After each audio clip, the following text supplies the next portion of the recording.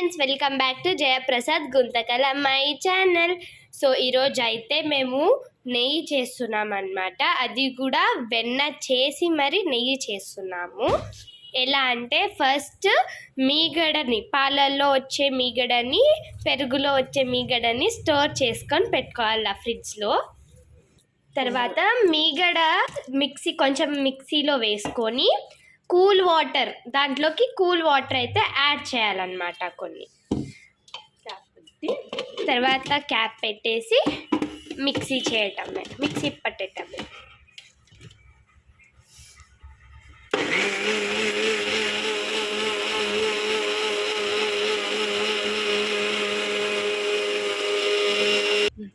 So తర్వాత మనం mixie పట్టేసిన తర్వాత వెన్న అయితే మనకు వచ్చింది, ఇలా వస్తుంది అన్నమాట. వెన్న గడ్డలు వస్తుంది.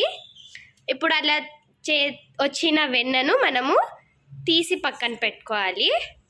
సో చూసారా ఫ్రెండ్స్, వెన్న అయితే ఇలా రావాలన్నమాట. ఎంత బాగా వచ్చిందో దాన్ని ముద్దల్లో కట్టుకొని పక్కకు పెట్టుకోవాలన్నమాట వచ్చిన వెన్న మొత్తం. సో చూడండి గైస్, ఇంకొక ముద్ద అయితే రెడీ అయిందనమాట. మనం ఎంత మీగడ తీసుకుంటే అట్లా మనకి వెన్న అయితే వస్తుంది. సో చూడండి ఎంత బాగా ముద్దగా, సాఫ్ట్గా ఉంటుంది. అది కూడా తీసి పక్కన పెట్టుకోవాలన్నమాట మనం. తర్వాత దీన్ని గ్యాస్ మీద పెట్టి ఇట్లా తీసి పెట్టుకున్న వెన్నని మనం ఒక్కసారి అయితే కడుక్కోవాలన్నమాట. మంచి వాటర్తో అయితే కడుక్కోవాలన్నమాట. ఇలా అయితే కడుక్కోవాలి. సో ఇట్లా కడుక్కొని వాటర్ అంతా తీసేసి ఇట్లా స్టవ్ మీద సిమ్లో పెట్టుకోవాలన్నమాట వెన్నని. అప్పుడు అదైతే కరిగేది స్టార్ట్ అవుతుంది. అండ్ అది మనము కలుపుతూనే ఉండాలి వెన్నని. చూడండి అప్పుడే పొగలు వస్తున్నాయి, కరుగుతుంది చూడండి అప్పుడే. సో మనము కంటిన్యూస్గా ఎందుకు కలుపుకోవాలి అంటే అది కింద అంటుకోకూడదు, అతుక్కోకుండా మనం కలుపుకోవాలన్నమాట ఈ ముద్దని. సో చూడండి ఎంత జల్దీ కరిగేదైతే స్టార్ట్ అయిందో. ఫస్ట్ ఇట్లా నురుగు వస్తుంది, తర్వాత నురుగుపోయినాక మనకు నెయ్యి అయితే కనిపిస్తుంది అన్నమాట. ఎందుకు మనము ఇట్లా సిమ్లోనే పెట్టి కరిగేయాలి అంటే అది మళ్ళీ ఒకవేళ పెద్దగా పెట్టి మాడిపోయింది అనుకో నెయ్యి, ఇంకా మనకు అది టేస్ట్ ఉండదు నెయ్యి అనేది. మనం దాన్ని ఏ దానికి యూజ్ చేయలేమన్నమాట. సో అందుకని సిమ్లో పెట్టి మనం కరిగిస్తే జల్దీ కూడా కరుగుతుంది అన్నమాట. చూడండి ఎంత బాగా కరిగిపోతుందో. ఇలా మీరు ఎంత మీగడ స్టోర్ చేస్తే అంత నెయ్యి అయితే మీకు వస్తుంది ఫస్ట్ వెన్న చేసుకొని. అండ్ మనము వెన్నని ఎందుకు కడిగినాము అంటే ఎందుకంటే మనము ఫ్రిడ్జ్లో స్టోర్ చేసి పెట్టింటాం, దానికి ఉన్న బ్యాక్టీరియా అదంతా పోవాలి, ఏదైనా స్మెల్ ఉంటే అదంతా పోతుంది అలా మనము కడిగి పెడితే. సో దట్స్ వై నేను కడిగినామన్నమాట మేము. సో చూడండి అయిపోయింది. ఆ 2 ముద్దలు అయితే ఎంత బాగా కరిగిపోయినాయి చూడండి. ఇట్లా ఫస్ట్ నురుగు వస్తుంది, ఈ నురుగు అంతా పోతుంది కొంచెం అయిన తర్వాత. అట్లానే మనం కలుపుతూ ఉంటే. సో చూడండి ఎట్లా అది ఉడుకుతుందో. చూడండి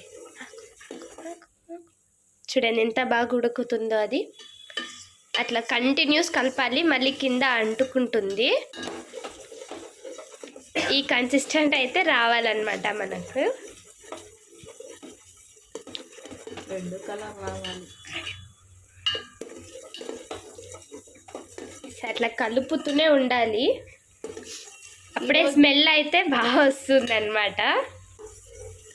ఈరోజు వాయిస్ ఓవర్ మా అమ్మాయి ఇస్తాననిందండి, అందుకనే నేను మాట్లాడట్లేదు. నాకు కొద్దిగా కోల్డ్ అయింది, మా అమ్మాయికి కూడా కోల్డ్ అయింది. కానీ ఫస్ట్ తనకే అయింది, తర్వాత నాకు వచ్చింది కోల్డ్. మనం హోమ్ మేడ్ ఘీ చాలా ఈజీగానే చేసుకోవచ్చు ప్రిపరేషను. దీనికి ఎందుకు కొద్దిగా టైం ఒకటి కేటాయించుకోవాలి అంతే.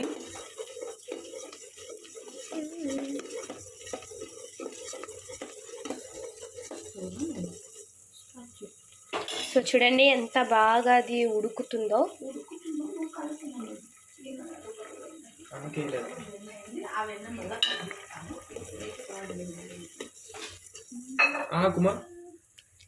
సో చూడండి నెయ్యి అయితే వస్తుందన్నమాట, కొంచెం కొంచెం కొంచెం బయటికి వస్తుందన్నమాట నెయ్యి.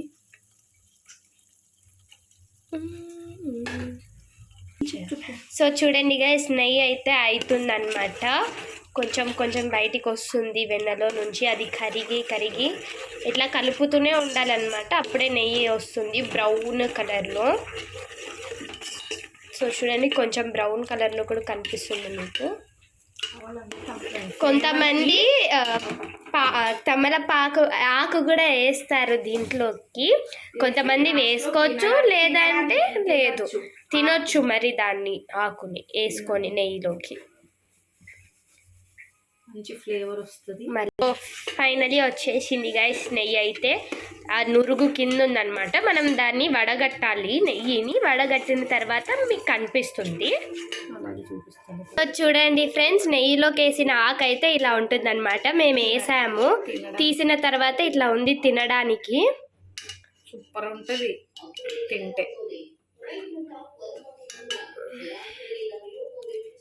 సో చూడండి చూడండి గైస్, ఇప్పుడైతే వడగొడుతున్నాము మమ్మీ. సో ఇట్లా అయితే వడగొట్టాలన్నమాట, వడగొట్టి స్టోర్ చేసుకోవటమే. నెయ్యి అనేది ప్రిపేర్ అయిపోతుంది. సో అదంతా మనం పడేయాలి.